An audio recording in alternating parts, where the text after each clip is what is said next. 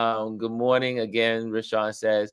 Amparo, Jazzy is in the building. What's going on, Jazzy? Jazzy's in the building. She says, good morning, everyone. And I am Reese is in the building. She's got the good morning as well. Who else is in here? Who else? Oh, the girls club is in the building. Bryson is in the building.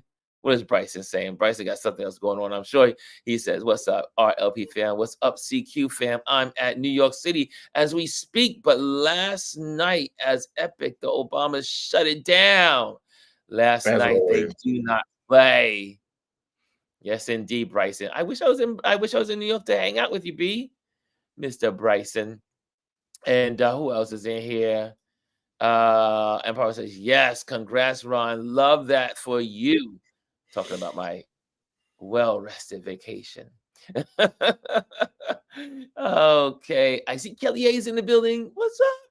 What's up, Kelly A? Let's see here. Hey, Elise is in the building. Elise is in the building, and she says, good morning, Ron and Chris. Why is she not on here?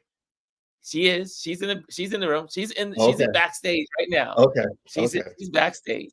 And Amparo says, I cried during Michelle Obama's speech and was stomping my feet when Barack took the stage. You know what? You saw a lot of tears in the audience of people. I think it's the nostalgia, especially when President Obama came on.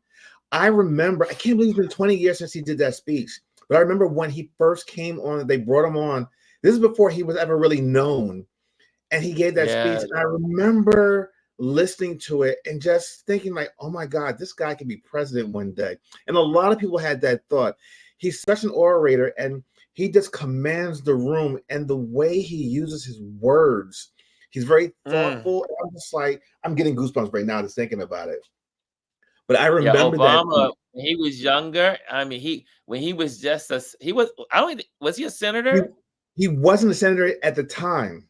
He was, I think, running. He wasn't yet, right? He was running for the seat, I believe, but he wasn't a senator yet when he gave that first speech. Exactly. Yeah. And he delivered that people in took notice of him. 2004. Well, that's 2004. Yeah. I think that was a 2004 election. Who else is in the building? Look who else is in the building. Cheryl Miller is in the room. Hello, there she everyone. is. She says, Grand Rising, folks. And we have Felicia, Miss Fifi's in the building. She said, last night was so dope. And we also have in here, let's see who else is in the building. Okay, with no further ado, we're gonna just dive right in. We have the wonderful Gwendolyn. I'm gonna bring her to the stage, and I'm gonna bring our Elise to the stage. Come on, Elise. The ladies Come are here. Now. This is the power panel right here. We are in our Brady Bunch squares. Last night when I was watching, I'm like, I'm coming on today. We're going to figure it out. It's like he says, Ron, if you want me to come on, I can come on. I said, I would love that. So guys, what did you think? Ladies first. Miss Elise, I'll let you go first. Elise, what did you think of last night's DNC convention day 2? Look, I'm going to take Michelle Obama's word. People are showing up and doing something. I mean, the way they put that together, and the way, like with the Obamas, it wasn't just hitting you right. Like they didn't come out and say certain things. But the way they said it, you knew. And you know they felt it. You know there's some people some MAGA people and who are just on fire because they don't know what to do with that. And so with watching all of that and just how they did the roll call. Yes, roll call. Roll call. Loved it. That roll call was amazing. The roll call. And how, just how when she did her acceptance and she's over in that same place that he was in. I was like, that was epic. Did it. It was epic. The way they did what they did last night was what they need to keep doing. Mm-hmm. Yeah. They say their building is not over yet. So. They're going to just keep getting building started. until further. We got 2 more days. Just I don't getting know started. what we gonna do. I love that. This was last. Oh, okay. Gwendolyn, what were you feeling about last night's event? So obviously a party, right? Because clearly the roll call, the roll call was it.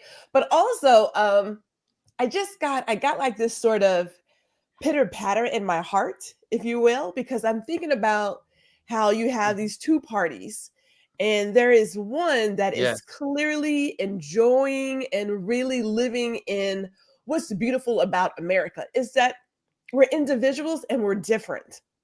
And you're seeing all these different faces and ages and orientations, and everybody's in there and it's joyful, right? And I thought to myself, it's just a striking difference of people who are, in my opinion,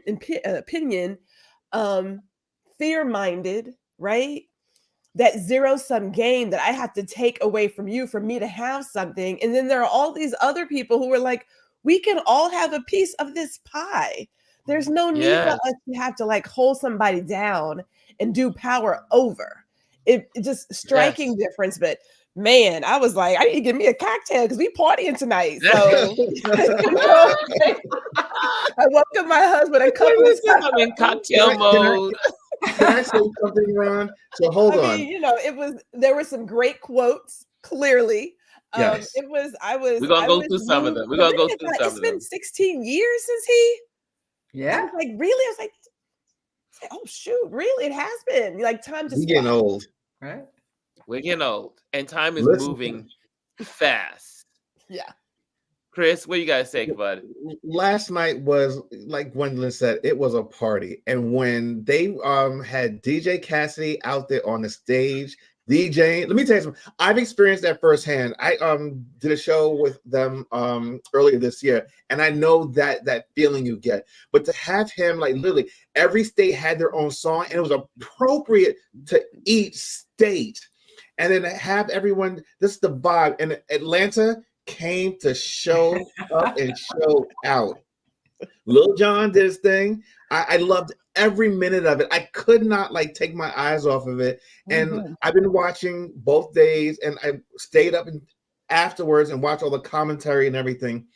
Michelle Obama, she can do no wrong in my eyes. This woman is amazing. She outdid her husband. Honestly, they probably should have put her on last. I mean, the roar of the audience as she spoke, it was deafening.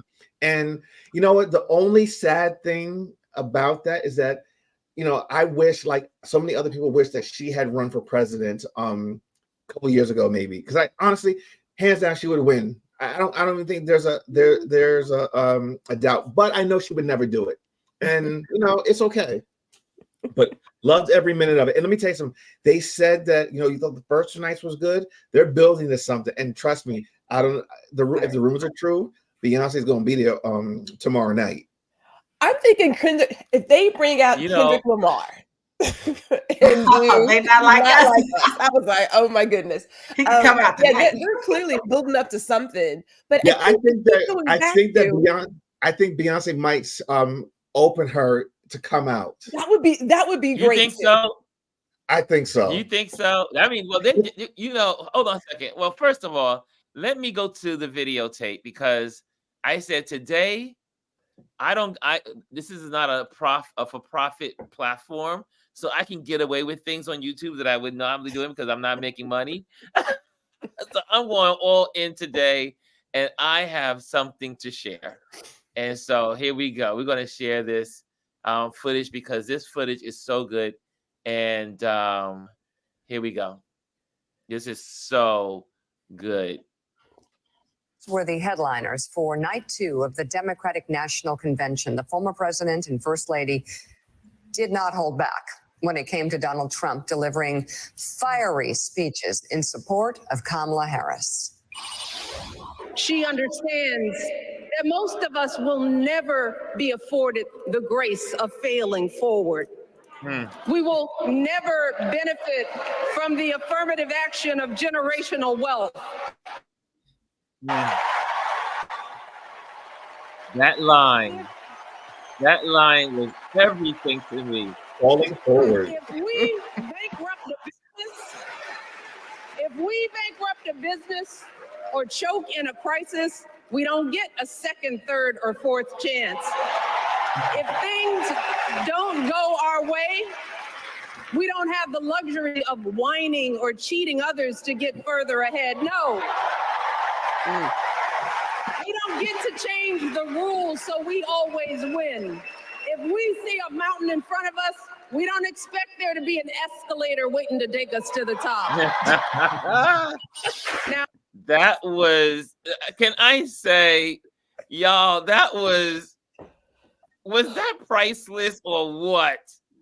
There were a lot of priceless moments. Priceless. I couldn't keep up with all of them. There were so many last night, but it was all spot on. Many. I sat there when I wrote this down. They kept. First of all, we're talking about Michelle right now, but it said, first of all, she comes out with hope is making a comeback. And then that line, we don't get the benefit of affirmative action of generational wealth. That was like, take the mic and just drop the mic. She could have just walked off and said nothing else. Yeah. I mean, doesn't that describe Trump all the way? He is benefiting from generational affirmative action. I mean, I never heard anyone put those words together like that. What I loved about her is that she was very clever in her word usage. She was taking digs at him without actually saying negative things. And I mean, everyone knew who he was talking about. And they were just like great one-liners. It took him out. There's no way he can come back from those. Right, because she never mentioned his name. She just went through the thing, and that was the beauty of it. Never mentioned a name other than what they tried to do to them. How they tried to paint them. She never mentioned this name, and just to say the things that she said in that piece, that whole section right there, when she was talking about the escalator, all of those are things in his life, right? The whining, both of them talked about whining. The whining, everything that she said was like, it was almost like it was getting to a crescendo. It's like somebody's head was exploding last night, whoever was there and didn't like it. So if they were watching it last night, they were like, did she just say that? It was almost that feeling of when Jasmine Crockett asked that question, but she never said her name, but you knew it was you. That's the part. Yes. They don't talk enough about the affirmative action of generational wealth. And can I add something to that? Not even those two individuals talking and using their words. It was even the DNC and how the cameramen use the camera angles. When Obama was talking about how the crowd sizes, and then they went from that close up of him to the overall wide shot of the audience. And that was back from the back scene, the back looking out. It was perfect. Yeah, it was perfect. That is not AI generated, sir. That's a real crowd. They were on it last night. Honestly, they could end it tomorrow with Kamala, and it will be perfect. It was epic. I'm going to use I am Reese says the roll call was epic, but the night was epic. It was just how amazing that a husband and wife are truly the best orators that the Democrat Party has. Right. I mean, there's a lot of great orators, but the Obamas as a couple are just incredible. Powerful. Very. Yeah. I'm going to share some more. I think for her too, and for her, she didn't go. She you know how she always like we go high or that.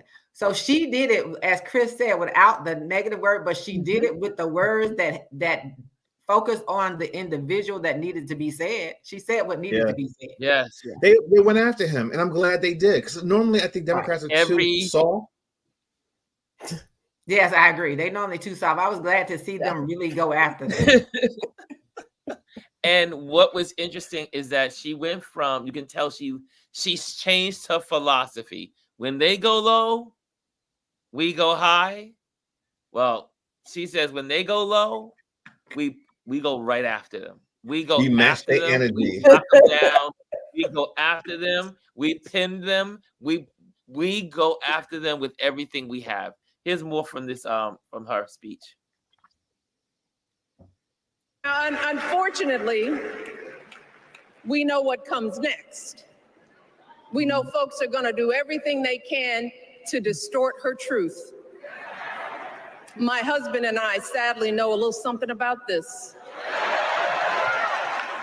For years, Donald Trump did everything in his power to try to make people fear us.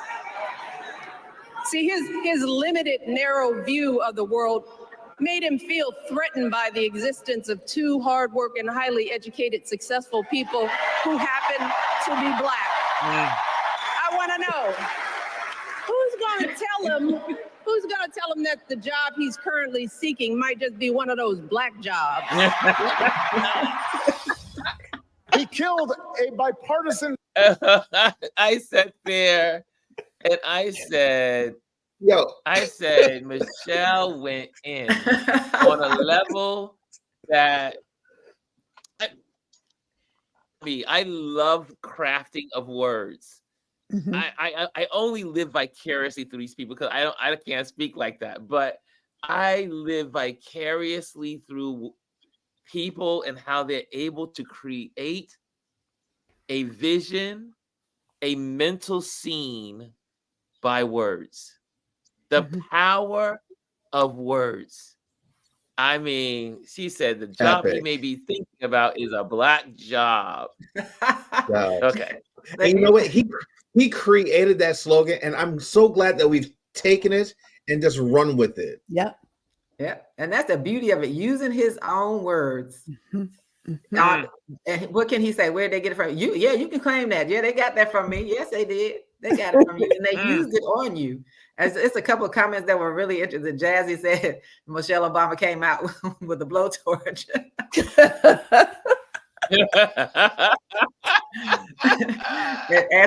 Anthony said she got it and didn't come up dirty. I was like, but she was, it's very true. I think, lessons are learned. She learned some things. So she said, I'm going to do this, and I'm going to get at what it needs to be got at, but I'm going to do it this way. And she did it. She came out and she hit them hard. Yes. She took off whatever gloves she had on. She took them off, and she said, "I'm in it. we gonna win this, and we know how to do it. They know how to. They're going at the psychology of the man. Yes, they are going for his men. He emotionally cannot handle all of this.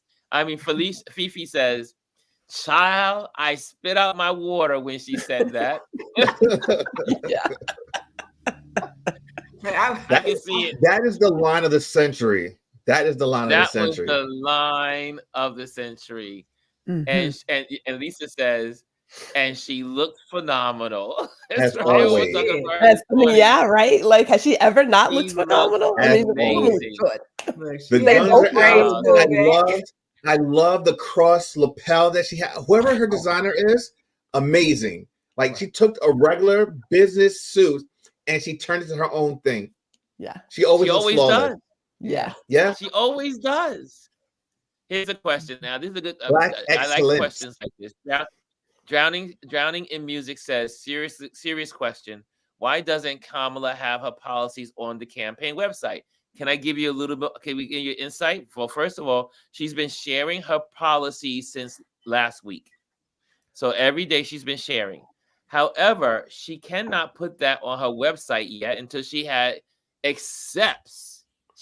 accept the nomination. She is the presumed nominee, but they gave her votes yesterday.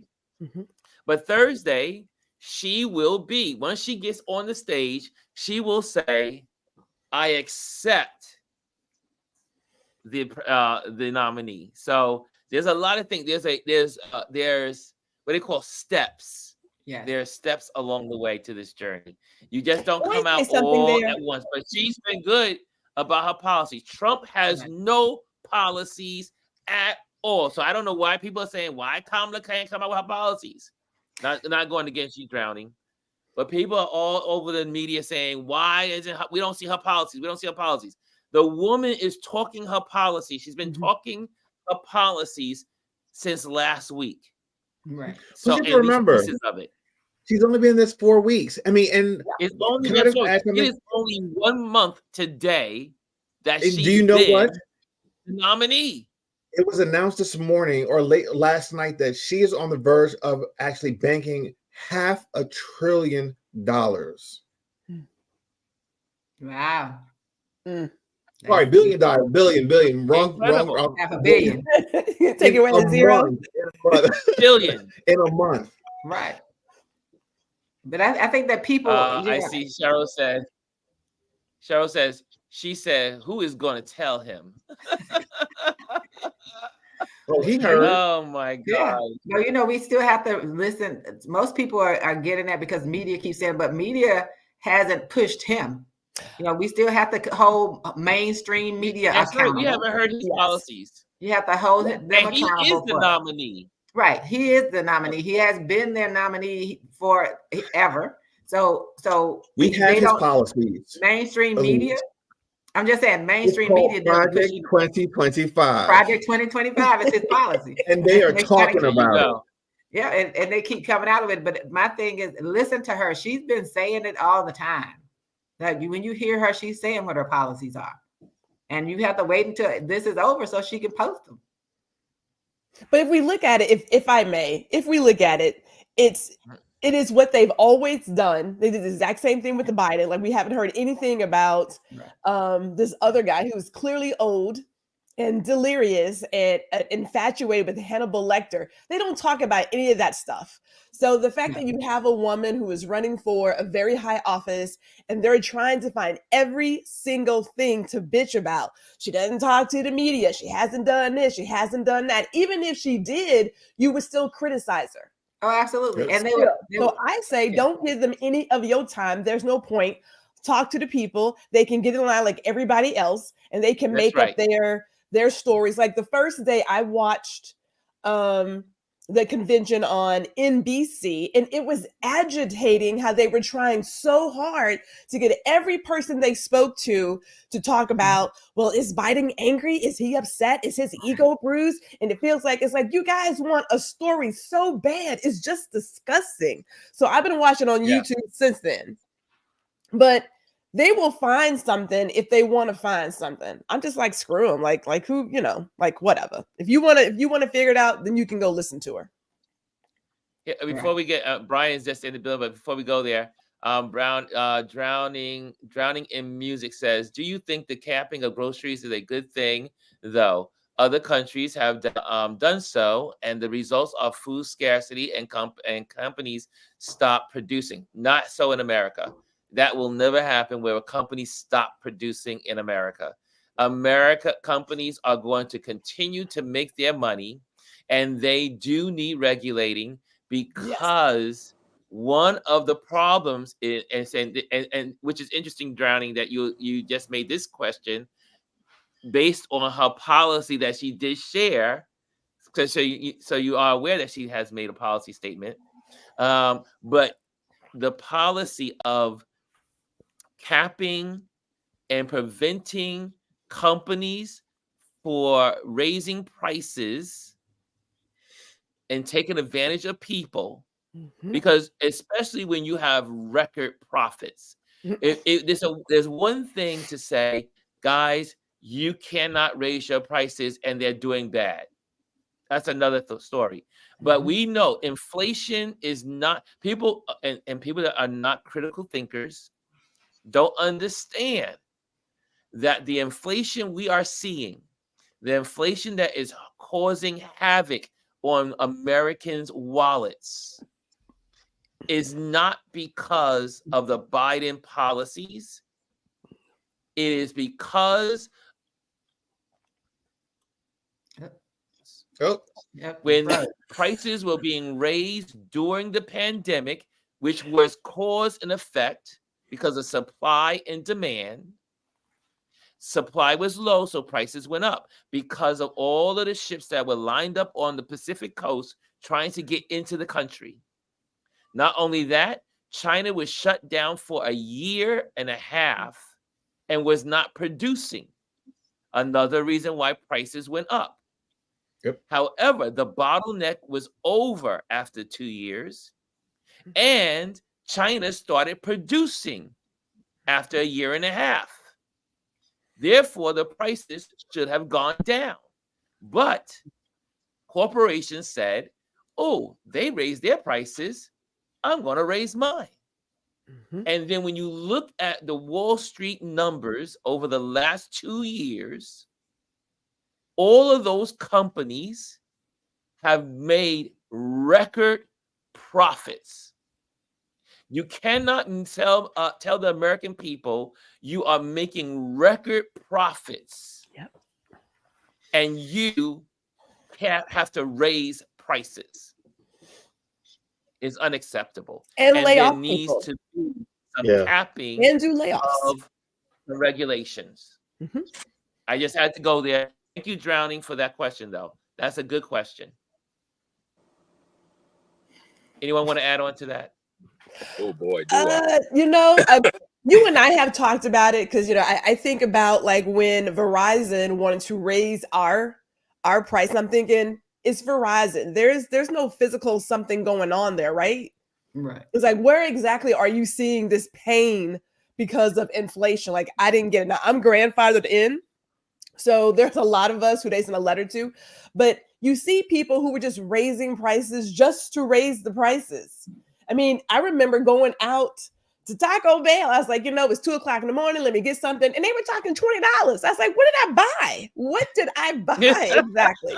Or going into the grocery store and like your cereal, your milk, eggs. I was like, we're not having eggs today because this is it's ridiculous. It got so out of pocket. But of course, they go to, well, we have these admin fees and this and that. It was baloney. That was greed. Has been, will always be. So cut that stuff out. I say there's a lot of stuff to cap. Right. The CEO salaries. Right. And the fact that let's not go there. But yes, that's a whole nother conversation. And the fact that Target and Walmart dropped those prices. In the building, so let's give Brian a chance to talk. What's going on, Brian? Welcome to the panel. Brian, are you there? Can you hear us? Yeah. That DNC hangover, man.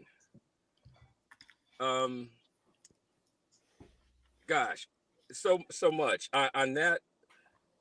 I'll just drop this that gets me. How much profit is enough profit? How much profit is enough profit for these corporations? It's not capping grocery prices. I great question, but here's where I feel I'm not an expert, but here's where I feel like some be specific, or some specificity, or whatever the word is. Look at the profit margins and increase. Okay. Oh, look at the profit margins. Like some of these companies have had 700% profit increases. How much is enough? On top of that, if you're talking specifically groceries, because I can talk automotive, if you're talking groceries, how many of us have noticed what I'm about to say and maybe have not voiced it? Bag of Doritos or chips or whatever. The price has gotten higher, the size has gotten smaller. That's everything. Absolutely. Yes. So, yeah. Been going on for years. Yep. So I'll just add to that, and anyway. Well, the whole thing is, again, and Kamala saying, because these are what we call goods that are necessary for people. Is necessary for people. Bread, milk, water, eggs. These are certain products that are necessary for consumption for us as a society. So you have to do become, and like Gwendolyn said, we talk about it all the time. Why is Hulu raising their prices? Why is Disney raising it? Why are all these companies raising prices and they have it's doing nothing? I mean, really, and they got record profits. Doesn't make sense. But anyway, I want to get back to the convention. May I add one more thing? So my charity of choice is a Tarrant area food bank, right? I go there, I give my photography for that, but I also help out. And it still pains me to see working families. These are not people who are not working. These are working families who wait out in the heat. And it's hot here, y'all. I think it's hotter than hell here. But they wait in line. I mean, hey, 111 the other day. It's some shit going on down here. But they're waiting in line for the basics, right? And it is milk, eggs, fresh fruit, some boxed goods. People are waiting in line for food, and these are working people. How is it that I'm working and I still can't put food on the table? That don't make sense. Part of that has to do with rent and mortgage prices increasing. So it's either, all right, do you pay your mortgage, have somewhere to live, or do you buy food?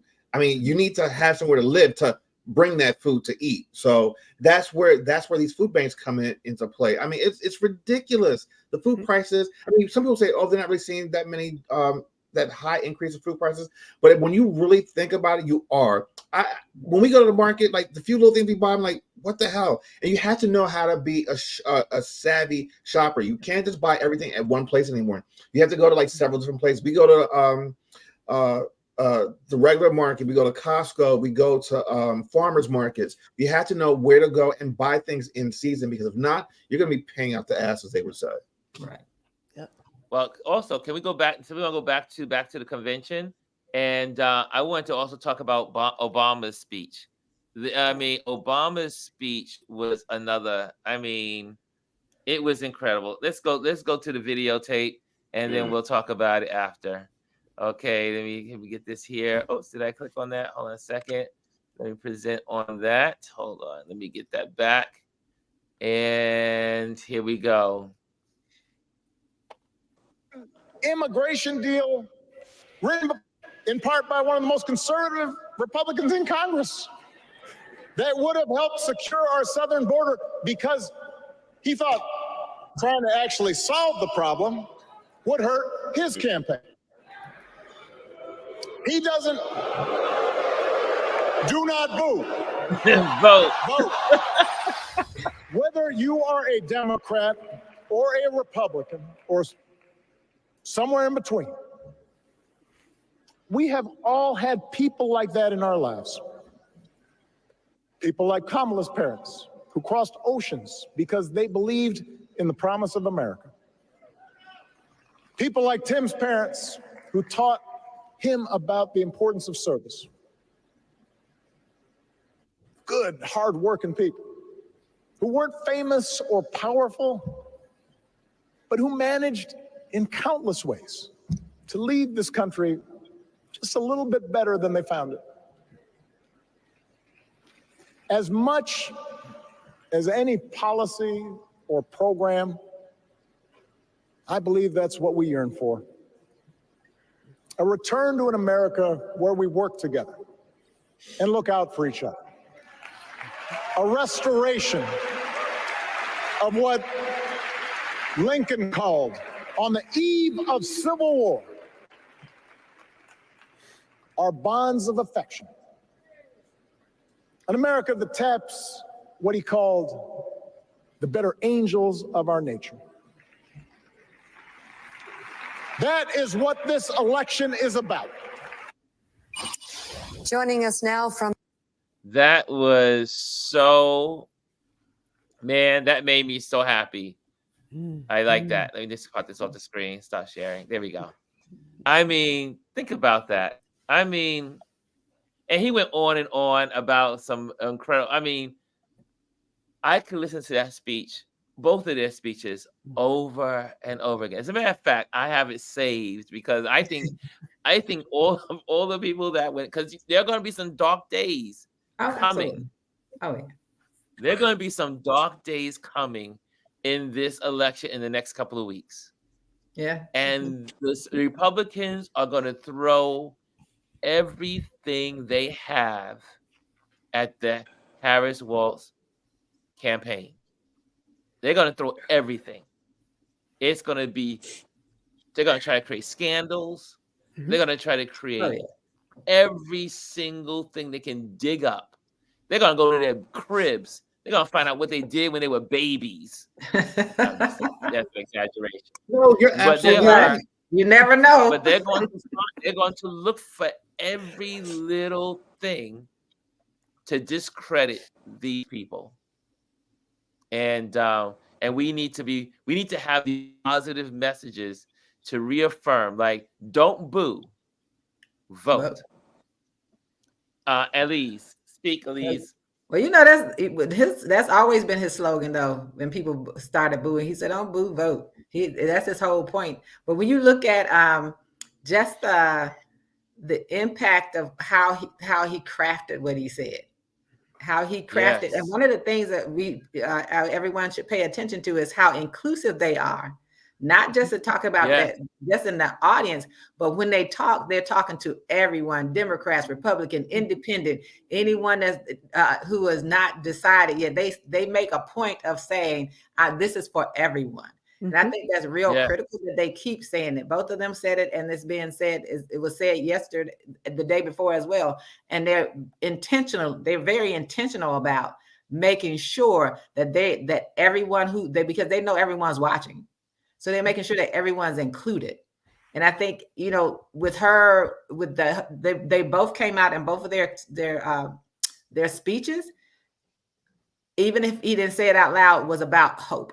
It was about the hope and belief that's what's going to happen. But as you said, Ron, with the understanding that they know the road is going to be tough, and we have to stay motivated. And I think their job, that what they did, they mastered their job last night, was the motivation and excitement, not only just the crowd, but anyone watching. Like you said, we were all up to like 1 o'clock last night.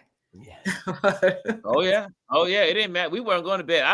We went to dinner, and we had a great time celebrating Adrian's wife's birthday, and we had a beautiful time. But when we got back to this house, I was like, we got to turn it on. And we were all looking at it, and it was really priceless. I love, and Obama starts out with, "I am fired up, right, and I'm feeling hopeful."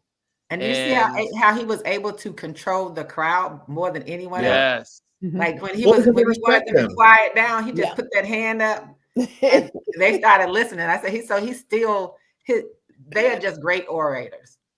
Yeah. Can I add Obama something? Is a whisperer. I mean, you know how they say he's an auditory whisperer. I mean, he just, like you said, he knows when to move. Just like the movement of his hand causes the crowd to settle down, or he does these gestures and then makes the crowd go crazy.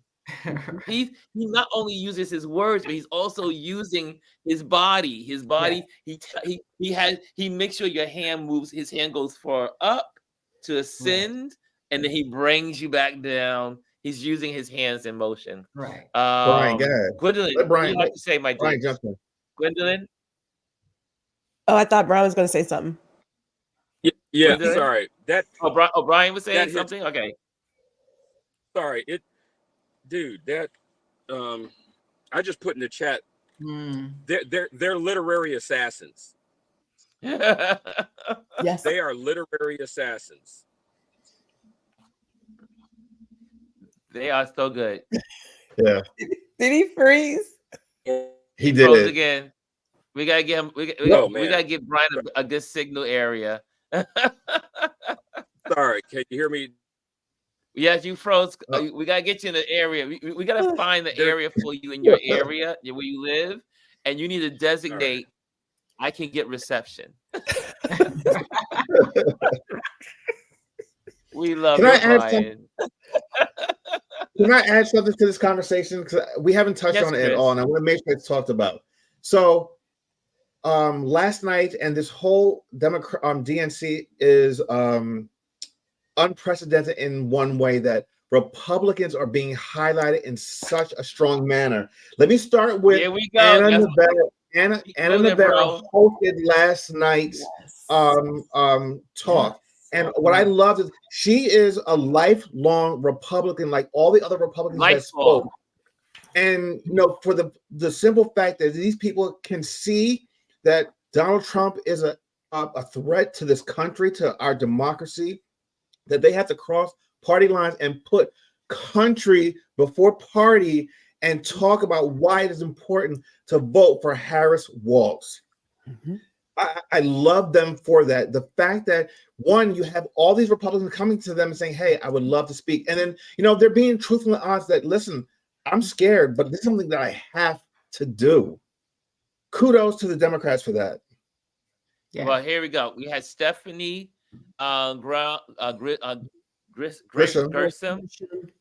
former Trump White House press secretary. She last night endorsed Harris. We also had last night Republican Mayor John Gilles endorse Harris. There were several others, but tonight they got 5 big names in the Republican Party that are going to be on stage again today. So they've incorporated now each day. Yesterday you had Republicans.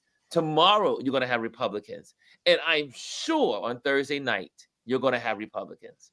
Wait, what day is it? So the only person I think that's not on the list as of right now, the biggest hitter, is Liz Cheney. Everybody else, Kensington, I forget how to pronounce his last name. I wish Liz Cheney could be there. I really do. So did I. But she said she's going to do whatever she can to make sure that Trump does not get back into office. So she's going to help behind the scenes. And I'm sure we'll see her over these next 11 weeks. But I'm just so glad that you've got people coming out from the Republican Party and saying, you know what? Enough is enough. I'm not with this crazy man. We need to put someone who we can, who's going to defend democracy and the Constitution into office. Right. And you never know. Sometimes people may have to not be on the list, but be a surprise on the stage. Oh, because of circumstances. So you don't know who may pop in. And I think what was important with the mayor that spoke last night was he said he was the one Republican that I've heard so far say we have to vote everything blue. Mm-hmm. Acknowledging that she's gonna need. He didn't say it out loud, but the way he said it, he understands she's gonna need the House and the Senate. Yep. But he did say that when he spoke, and I paid particular attention to that. And I know I don't know if you've been paying attention to some of the things Drowning in Music has been saying, but Drowning and I know the people in the comments have told you, 45 said out of his mouth, I'll be a dictator on day one. Now, whether or not you believe a dictator will walk away from being a dictator after having that kind of power in their hand, no dictator has ever given up a dictatorship once they've established one. So just to be real clear, he said it out of his mouth. And if you don't believe it, you can go and watch the video. It wasn't an AI generated thing. He said it more than once. So I wanted to really clarify. The Fox anchors try to get him to back down off his own statement. Just want to be real clear about that part, about what the facts are. Thank you for that, Elise. So here's my thought. Here's my thought real quick. So we've mentioned inclusion, right? Because you have people from different parties who are like, hey, but more importantly, I think a lot of us, I believe a lot of us are just done with the chaos. Like we've had 2020 by itself was chaotic. 21, we still felt it. Like we were just done with the chaos. Like our emotional cup, it is empty. Like it is time for something that is normal and fresh and hopeful and joyful. People are over all this other stuff. As Barack said, we've seen this movie before.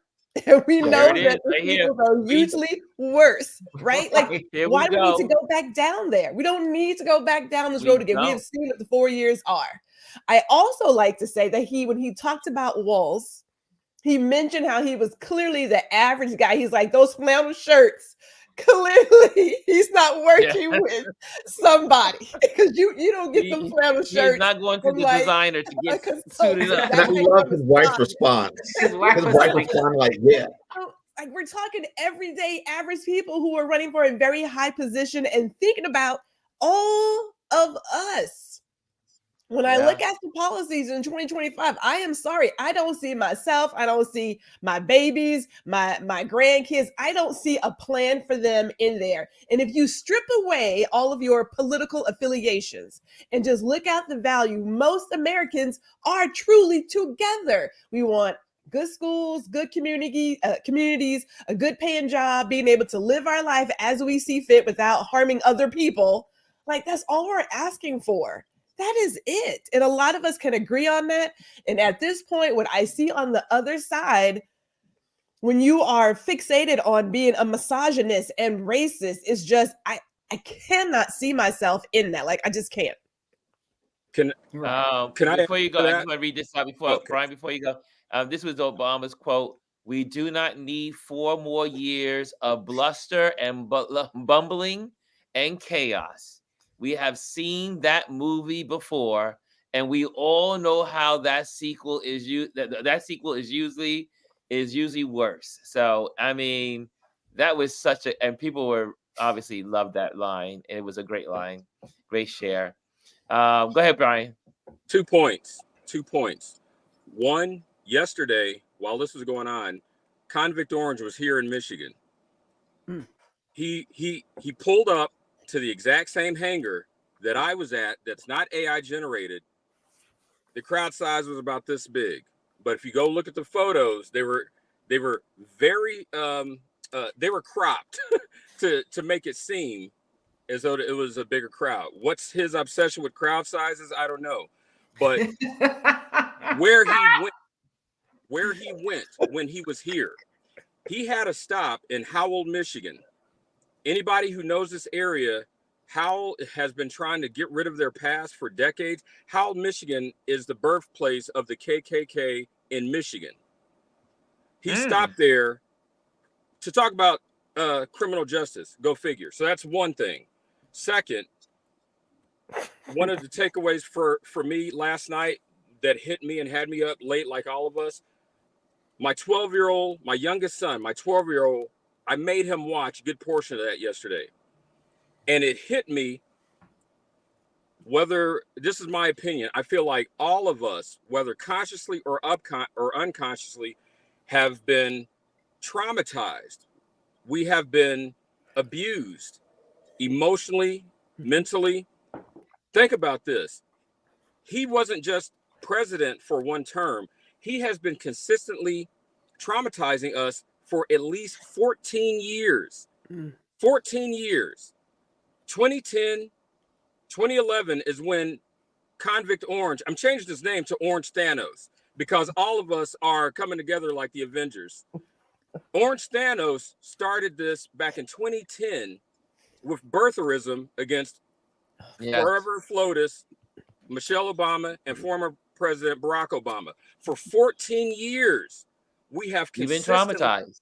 Yeah, and I say that because it hit me yesterday when I'm watching my son watch this, and I realized I told him, son, he was frustrated because he wanted to go play his video games. I said, listen, what year were you born?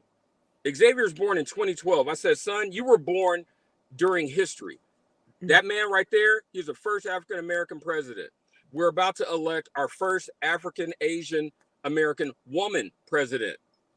And all he is conscious of is Convict Orange Thanos, because he was too young to reclaim or recognize Obama. So I just leave that with you guys. That's what got me, was that the trauma, the emotional trauma, and the reminder last night of it's not a bad thing to have hope for the future. If we don't have hope, we will continue to be traumatized by this 14 years plus of this weird, deranged, whatever on the other side. Yeah. So that's my two things I wanted to add. That's a great point. I'm seeing Drowning in Music is really sharing some thoughts, and we love that when you're in this platform that you can share your thoughts. You do not have to be a Kamala Harris supporter to be in this community. However, this community is driven to be we are supporters of Kamala Harris. So I just want to make that plain. But number two I comment on Drowning in Music? Can I respond to his comment? Yeah, go ahead, Chris. Put that comment up. I think it's important to put it up. And I'll read it. He wasn't a dictator his last term, guys. What makes you think he'll be one if elected? Okay, let me just address that. He wasn't a dictator the first term because he had people around him preventing him from doing that. If he was to come into power the second time, he doesn't have those people anymore. And then on top of it, when people tell you who they are, believe them. They know who they are. He has said, I'm going to be a dictator on day one, just for one day. But as G said, no one ever goes into being a dictator and only does it for a day. You go to be a dictator for a reason because you want power. And when you have that power, you're never going to let it go. So let's not be naive and make that statement. You're entitled to your opinion. I'm glad you brought it up. But just really consciously think of that question and you can answer it yourself. Can I add on to that? Go ahead, Gwendolyn. I'll let you add on first. All right. And it'll be short because, okay, so I've never seen The Handmaid's Tale until Ron told me like last week, don't judge me. Here's the part that got me. When people were like, we didn't see it coming, we were blindsided. And there was that assumption that this could never happen here because we let things go. Like, that'll never happen. There are all these stops. There are all these things, these checks and balances. Okay, so the fact that we got this far, exactly. Yeah. Right. It could happen. Right. If anything, the banning of books, this really big push for school vouchers, and in their idea to eliminate the Department of Education, let's not say what can happen when people are telling you what they're going to do. I am controlling women's and we body. also have the proof in the Supreme Court. The Supreme Court has already set the stage for this man to act as a dictator. So we can't, again, like it's being said, we cannot be naive that the groundwork has already been set. And if you've been following Mark Elias's platform, Democracy, Democracy Docket. Was it Docket? Democracy what? Docket. You will see he gives you a scoreboard every day of the policies that Republicans are putting out and how they have to go to court and strike it down. The seed work has already been planted because of those folks from January 6th, all the people that did want to do things, and like Chris said, were preventing Trump to do it. Remember, in his last term, he said he wanted to get rid of the Constitution. Yeah. But they were like, you can't do that. Right. You can't do that. So don't be naive. All the folks out there that say, oh, it can't happen in America. Now, and I'm going to give you one story, and then we're going to kind of like summarize it, sum it up. I met this photographer who photographed in Venezuela. He lived in Venezuela. He was a Venezuelan photographer. Venezuela had peaked in this economy. They were doing great. They had oil. They had all these things happening. They had a full democracy. They had a full democracy, Venezuela. And then what happened is what is happening in America now. I'll never forget our discussion last year. He said, Ron, what I'm seeing happening in America with the Republican Party is what happened in Venezuela. He said, and when it happened, we did not see it coming. Right. And he said, I am looking at what's going on in America through the Republican Party, these mega folks. And when the takeover happens, it happens so swift. But it's a gradual decline. Like they're changing laws, they're changing policies, they're changing all these things. And then, bam, you no longer have your democracy. And now you're wondering why there are people from Venezuela migrating from Venezuela, moving their way through Central America to come to America, like himself. Because they did not. Could you imagine? You were a doctor in Venezuela, and now you have a suitcase traveling hundreds of miles because you lost your democracy. You were a lawyer, and now you have a backpack on your back, traveling through Central America to try to come to the United States of America because you lost your democracy. This is how, and when we look at Project 25, we all go back to Project 25, the mandate is there. If you want to know about what's going on, just take a look at Project 2025. And that's what anyone that thinks dictatorship cannot happen in America. So Ron, that phrase that they use is the same phrase that people use when Hitler took over. We did not see it coming. Yeah. We saw things, we ignored them. We were like, oh, it's not going to happen. And then and there's the line in the book that says, before they knew what was happening, it was too late. And as far as things that dictators do, that if you want to know in 45's own words, you want to militarize, you want to give the military the right to suppress protesters. You want to arrest people who oppose you. That's what dictators do. You want to go after anyone who opposed you politically, who doesn't have their own views. You want to clear the government of anyone working in the government who does not support you. You want to remove they want to, in the beginning, that first 180 days, remove about 50,000 people who and replace them with their own people that they're currently training. That's what dictators do. So that the steps that dictators do are already happening. And I want people to be real clear that he said it out of his mouth. You want to give police officers total immunity. You want to, all of those things are what dictators do. That's how Hitler operated. And remember, those people did not get their right to vote back. And he's already said, you elect me again, you won't have to worry about voting again in 4 years.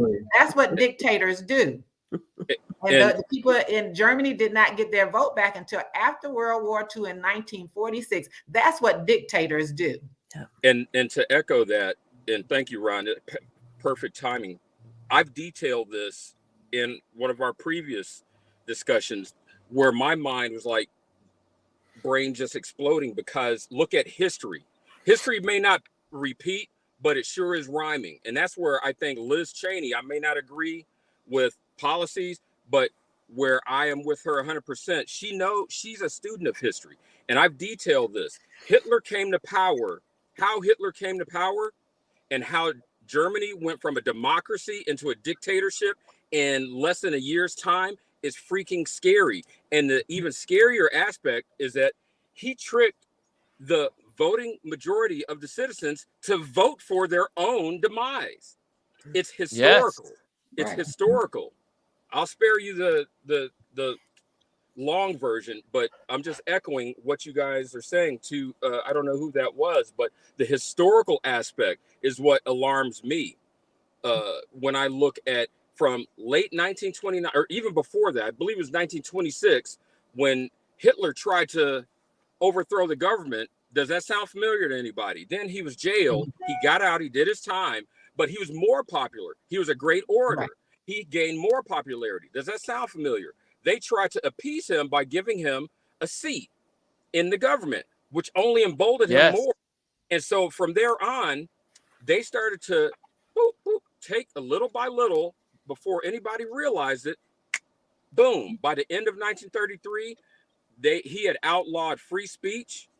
It was illegal to protest. Jewish people couldn't work, et cetera, et cetera, et cetera, until 1945. So I get people, we all have our different opinions, and I actually have family members who literally, like, just poke their head up and like, wait, what's going on politically? I get it.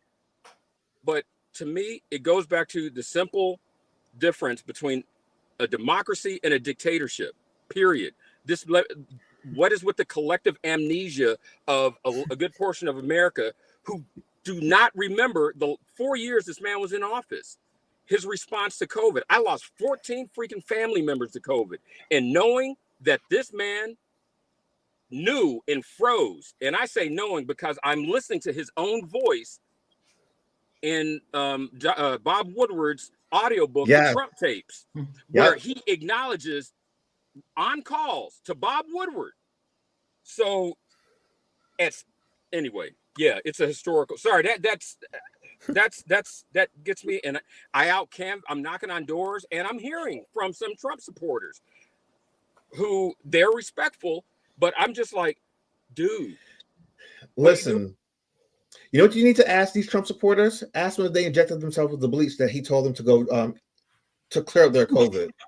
I mean, the things that came out this man's mouth over the 4 years, like if these people would have done a tenth of the things that he said to do, we would have wiped out a good portion of the American population. Right. That's right. And Ron, I want to just say one last thing for the people who say, you guys I hear a lot of people saying, oh, people are trying to scare people. This is what I tell people all the time. If us sharing the facts with you, not our opinion, frightens you, then it's not us that's frightening you. It's the truth. It's the truth. And and then recognize, and I'm going to say again, dictators do what this man has said he's going to do. That's what dictators do. They want to go after everybody that doesn't agree with everything they want to happen, who oppose them. That's what they do. And as far as camps and things, they already have private prisons ready for the people, because that's about money as well, ready for those people.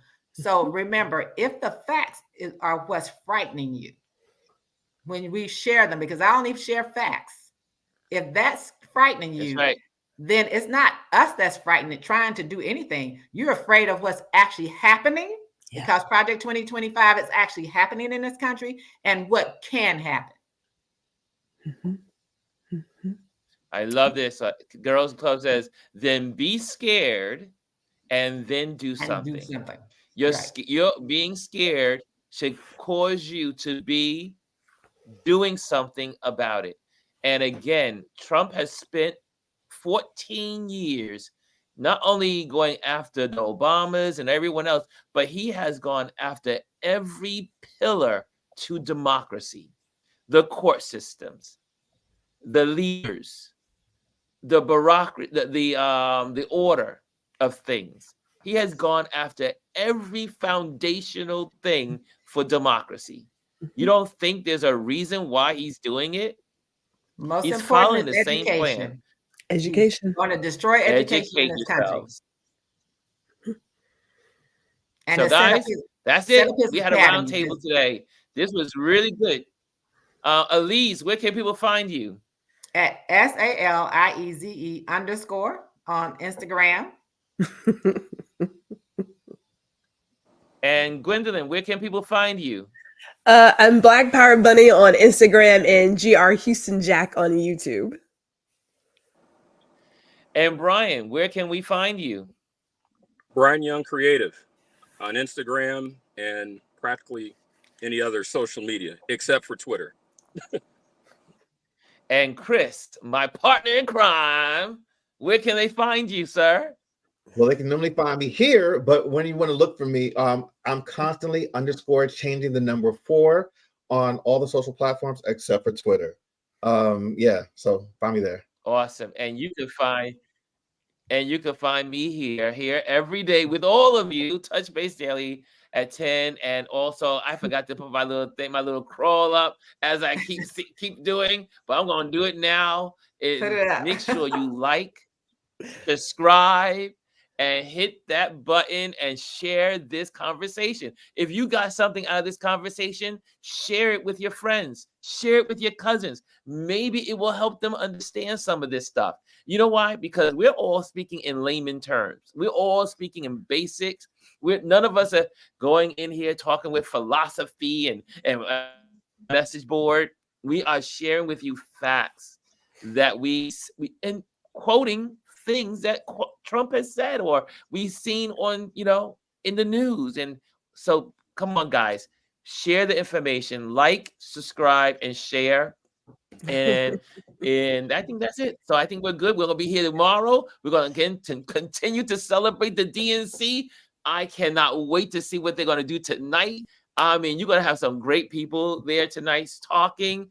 I can't wait to see what the Republicans are gonna say, because you know I'm a former Republican also. So I get excited when I see all my Republican friends. No, my fellow Republicans, we support Kamala Harris, and we are here to support democracy.